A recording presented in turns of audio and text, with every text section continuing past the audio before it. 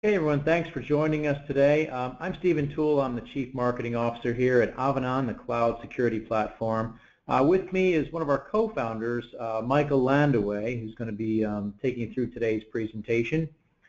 Today we're going to spend about 20 minutes looking at the recent Democratic Committee phishing hacks, and we're going to analyze what is currently known.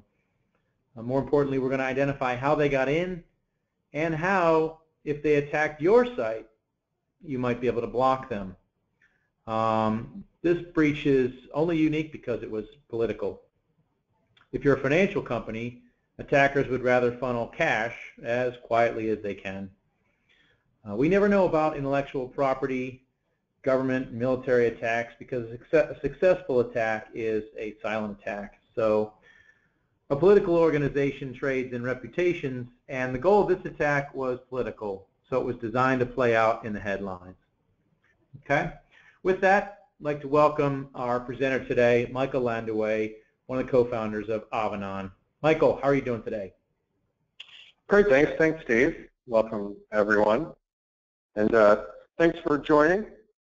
Our hope today is to summarize all that the security industry knows about the recent DNC attack and try to gather in one place some of the major security firms that have done deep analysis of the attack and its results. So what I'm going to do in this presentation is actually combine information from a variety of firms. The first is CrowdStrike. CrowdStrike was actually hired by the DNC to investigate the attack when it was first discovered. So they were first on the scene, and they actually have much more information than most.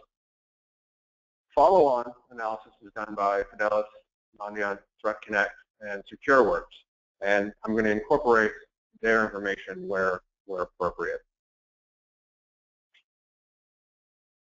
So when it was first discovered and announced to the public, CrowdStrike actually pointed to two separate intrusions by two separate organizations to the Democratic National Committee. And the result of that was email broadcast through WikiLeaks to the headlines. But when digging into the source of this hack, CrowdStrike discovered both Cosy and Fancy Bear, which are another names for pretty well-known hacking firms, well-known in the industry, and they've been called superb with operational security second to none. They're believed to be closely linked to the Russian intelligence services, actually by many firms and for years. And what's interesting about this attack is that these two groups attack the DNC, but without collaboration. In fact, they're often seen as competing services, kind of in the same way that our CIA and FBI may be working on the same case, but not cooperating. So what I'm going to do is talk about these two firms, Fancy Bear and Cosy Bear, but they're actually given many names, so when you're doing Google searches to find more information, FireEye calls them Advanced Persistent Threat 29, Palo Alto, Sophosy, Cosy Duke, Microsoft has a name called Strontium for Fancy Bear. In fact, these two groups are well known by their signature malware names. There are quite a few of them, but these are those that apply in this case.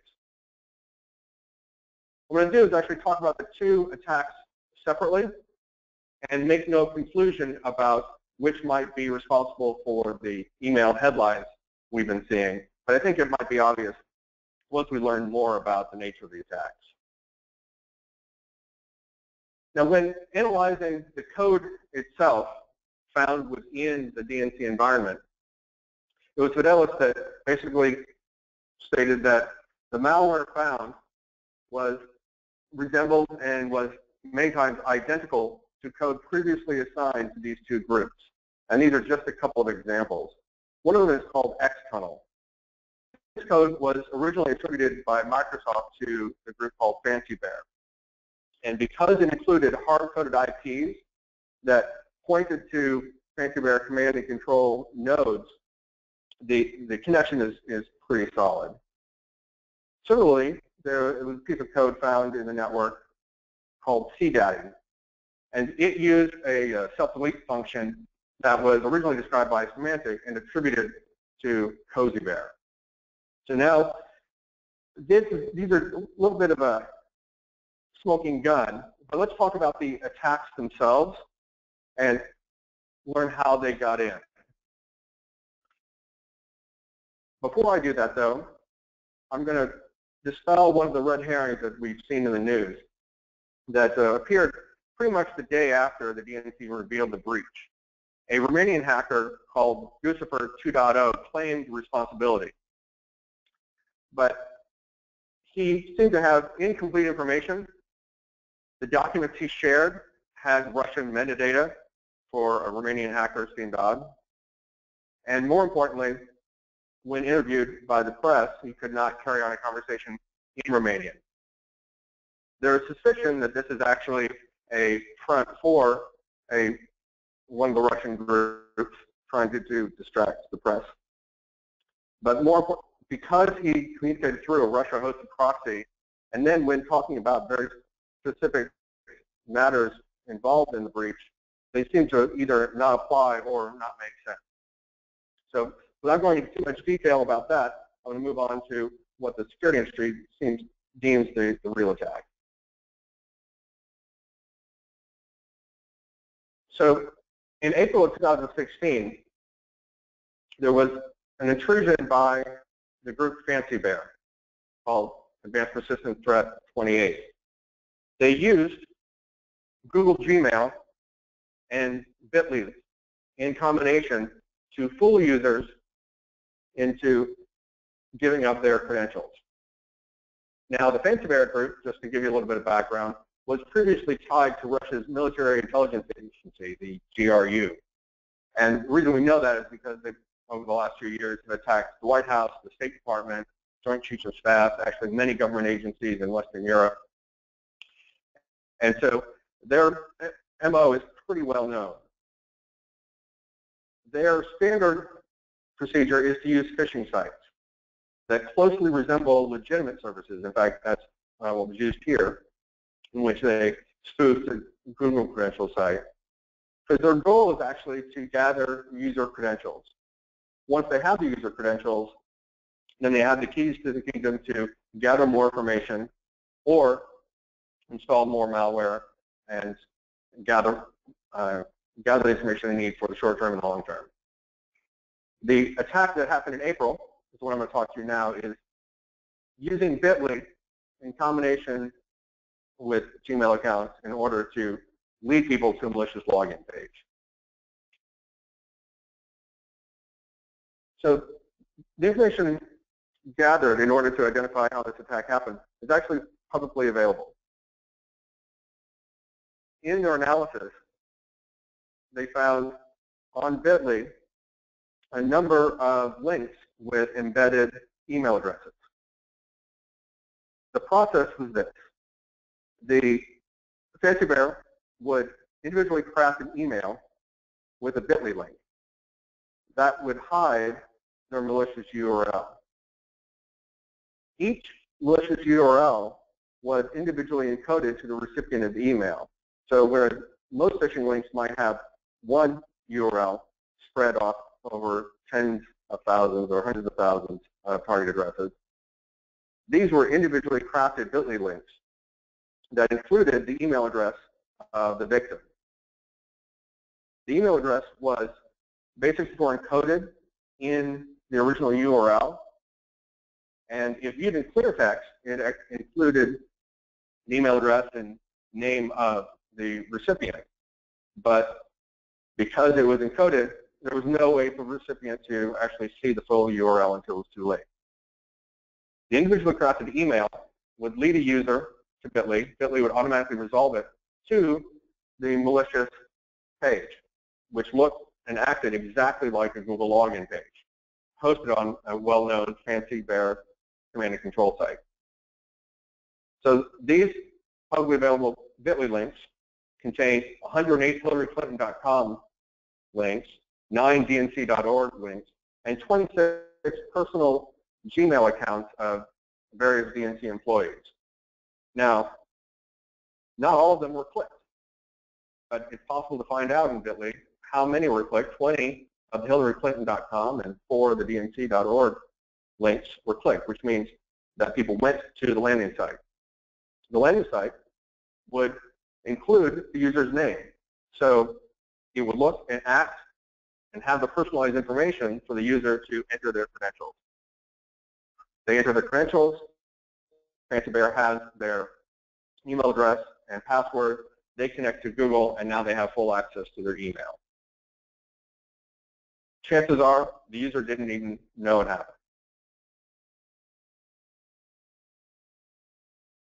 So doing a little analysis, there were actually a number of spoof sites beyond just the Google.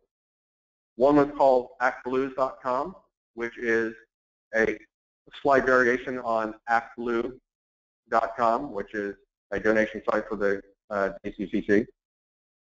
And more interestingly, MIS Department, which is actually the consulting firm used by both the Democrats as well as the Obama election campaign and others. And hosted in a similar location was a variation of MIS Department with a misspelling. And going into further deeper analysis, we can actually see how the attack took place and how it can be assigned to Fancy Bear. So the attackers registered via domain for bitcoins.com, which allowed them to create a domain anonymously, and then hosted on ITH, which is another Bitcoin hosting site, and they are proud of their 100% non-compliance rate. So any government organization trying to track down further information would be denied. However, obviously, we can look through the public available information and see that ActBlue was registered by the email address that was previously attached to an attack by the German intelligence, hosted on the same ISP as other Fancy Bear command and control sites used in those German attacks. We also could see that the spoofed MIS Department site was registered by a different email. However, it actually landed on a known Fancy Bear command and control site. In fact, for a short while, it pointed to a completely different IP address, but it happened to match the IP address of a number of previously spoofed Guardian newspaper sites used in a previous attack. So all of these pieces of information gathered and publicly available seem to point to Fancy Bear being the source of the first attack. What's interesting is that this attack started in March, happened in April, and the emails were released soon after via WikiLeaks. It's very possible that because this was such a short-term attack the email accounts was the source for the ultimate email release. That's circumstantial, so there's really no way to know. However, it seems to be the better choice of the two, because when we looked at the Cosy Bear attack, we can see that they might have had a different goal in mind. The Cosy Bear attack actually started over a year ago, in the summer of 2015. It was actually only discovered after the analysis of the more recent attack. This was a more advanced persistent threat and has been tied to a group called Cosy Bear, previously tied to the FSB, which is the main successor to the KGB. Their methodology was primarily spear phishing with links to a malicious dropper. So the recipient would receive a URL that would lead them to download a Word document or Excel document with a malicious piece of code attached. Once the user downloaded that code, it would embed itself on the end user's desktop, where it was found by later analysis. And it was probably the source for the FBI suggestion a few months ago that the DNC monitor network traffic for their network for suspicious traffic, because multiple devices within their network were infected by these remote access tools, and they were interesting in their own way. First, the attack vector. The recipients would receive an email with a malicious file. Now that file did not seem malicious because it actually did not include the original code. What's nice is that we do have the original email when looking back through DNC inboxes. We can actually see those that were actually open. And when they were, the document would open a connection to the internet and download the malicious file. Once the device was infected, we're not exactly sure what may have originally infected or what had been installed over time, but in the 2016 discovery, it was found that each desktop had a unique version of the malware, and new spyware might have been swapped out over time depending upon the owner of the laptop, the location of the laptop, the use of the laptop, and so forth. Pieces of that software had the signature of the Cosy Bear code and also pointed to Cosy Bear command and control, probably where different versions of the software were swapped out over time. Now, looking at this attack, we can see their intent was to stay hidden for as long as possible, swapping out malware, making sure that if it's detected, it's deleted, which, looking at their intent, would lead you to believe that they would not be inclined to share private information publicly, making people aware of the attack. Cosy Bear was lower interested in staying hidden. So, looking at the big picture, these attackers, both these attackers, used similar process to gain access. And we might point to those users that clicked on the wrong link, downloaded the wrong file, and think it's their own fault, they deserve it. Or this was a very, very, very advanced attack and it won't happen to us. But if we look, we can see that 92% of today's hacking attacks begin with email. So this is the vector most likely to attack any network. What we found is that while only 13% of public companies use cloud email like Gmail or Office, they are actually the predominant victims of network-based breaches. At least they were last year.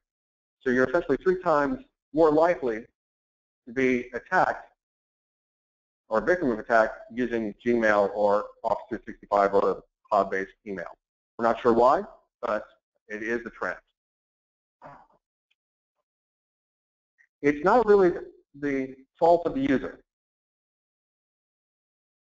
Analysis has been done year after year after year to train users and make them more aware of possible phishing attacks. But even the most advanced users have been victims of phishing attacks. In fact, in a recent analysis by Verizon, first they found that 89% of breaches had a financial or espionage motive. So chances are it won't be found in headlines. In fact, it may be of the Cosy Bear type in that they attack and work very, very hard not to be discovered.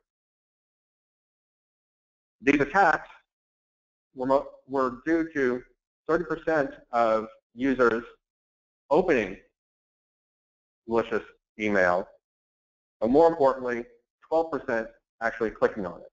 So it actually doesn't take that many malicious emails in order to find your network. In fact, while we may see that these two attacks, Cosy Bear and Cosy Bear, came from a highly advanced hacking group, it actually doesn't take that much to create unique malware. They don't have access to the same tools that the state-sponsored groups do, but they have the ability to create malware factories, to create unique versions of malware. In fact, most malware last year was seen only once in order to find their way through signature-based malware tools. So while you may not be the target of an advanced state-sponsored group, it's very possible that you might have financial or intellectual property reasons for people to get into your network. So looking at how they got in, what we'd like to do is look at ways to protect. Avanan is a cloud security platform, and we live by the philosophy that no single company can be the best at all things, which is why we have partnered with over 60 of the most well-known, most trusted security vendors in order to provide security in the cloud. Right now, the greatest intrusion vector. While we provide protection for all types of SaaS and in multiple layers, I'm just going to talk about protection for Google, because it applies in this case, and just phishing protection. Short introduction to the technology behind Avanan. We are a cloud-based platform that connects via API to SaaS, to Office 365, to Google, Salesforce, so on. In this case, we connect via API to Google. We partner with multiple vendors to create cloud-based versions of their most advanced security tools. While they might have tools in the data center or on the desktop, we actually take the same code and create a cloud-based version that that vendor may not offer. Because of our unique configuration connecting via API, we are actually invisible to attackers. So attackers may only believe you have Google and its level of security, but we allow you to offer multiple layers of security beyond the default.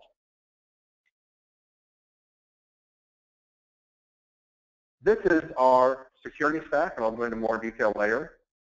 But for email, we actually have a number of different technologies. One, signature-based antivirus from multiple firms, so that we have the most complete set of signatures for discovering malware attached to an email. We've also partnered with anti-phishing vendors, as well as malware sandboxing vendors and predictive malware protection vendors, each using different technology to analyze an email, to check for malware, check for malicious URLs, and so on. What's important to know is not information about each of these different technologies so much as that they are different technologies. It would be a very, very sophisticated attacker to find a way to get through each of these different types of security technologies.